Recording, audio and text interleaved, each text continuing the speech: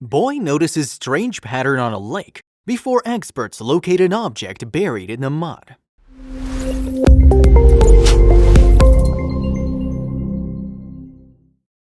A young boy walking through the woods on AnimalsWorld Lake in Estonia noticed something unusual. He noticed a huge path dug into the lake's bank area which further led directly into the water. The boy was astonished and started thinking about how this was undiscovered. He shared this great discovery with some adults nearby. They too were surprised by the path and started doing their own research. Most people thought it was a general coincidence and nothing major would come of it, but soon enough they came across an incredible discovery.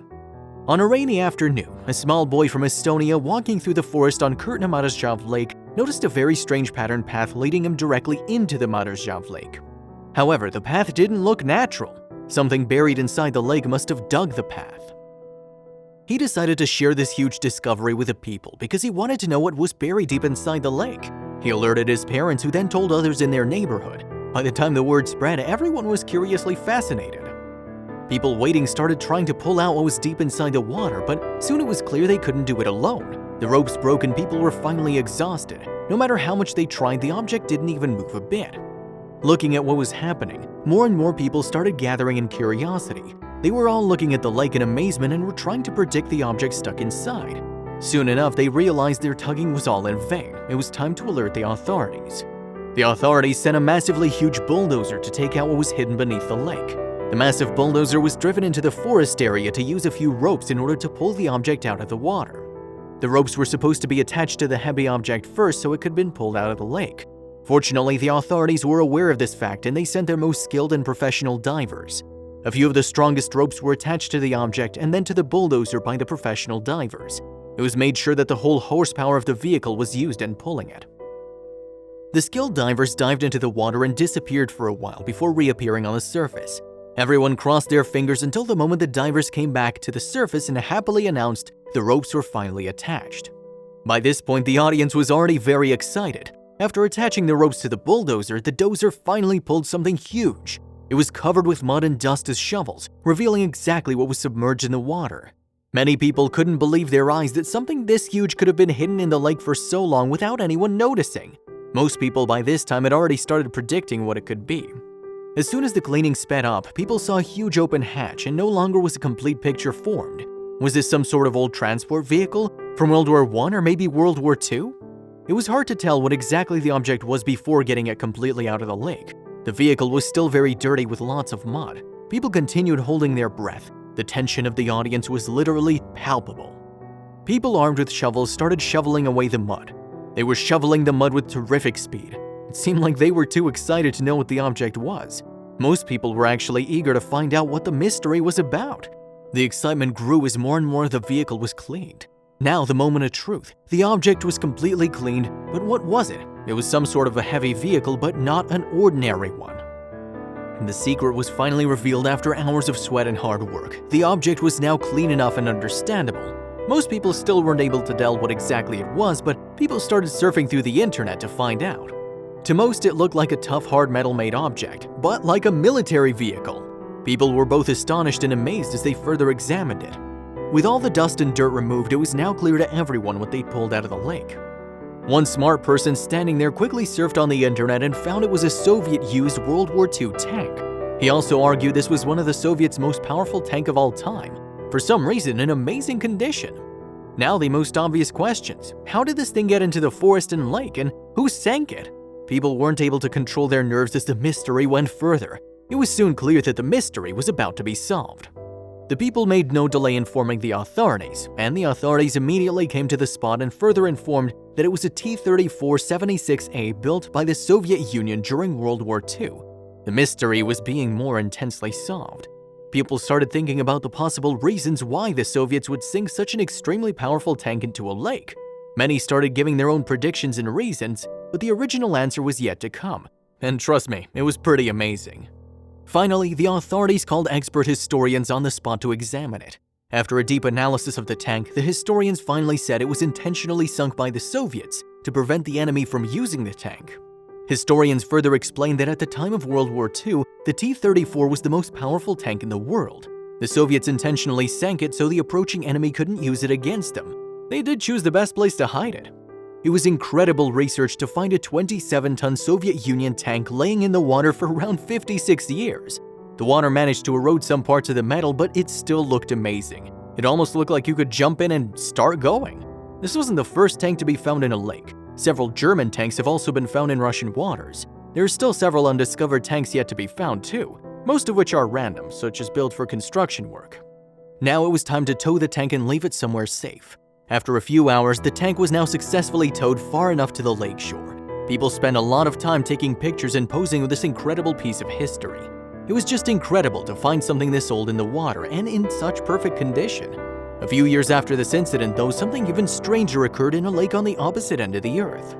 About 100 miles from Portland, Oregon, the famous Detroit Dam built on River Santiam forms a very well-known reservoir, Detroit Lake. The reservoir provides water to the city of Salem and fascinates tourists every autumn. The reservoir was first built to provide electricity to nearby places. Today, however, it is a small fishing paradise where rainbow trout and king salmon swim. But the lake becomes extremely fascinating when once a year, no fish swim in it.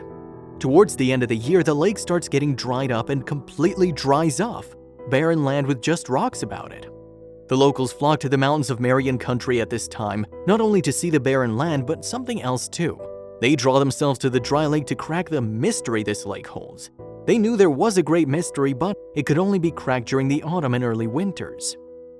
In this epic race of cracking the mystery first, most travelers usually abandon Route 22 between October 1st and January 1st, hoping to get a good look at the history of this beautiful lake.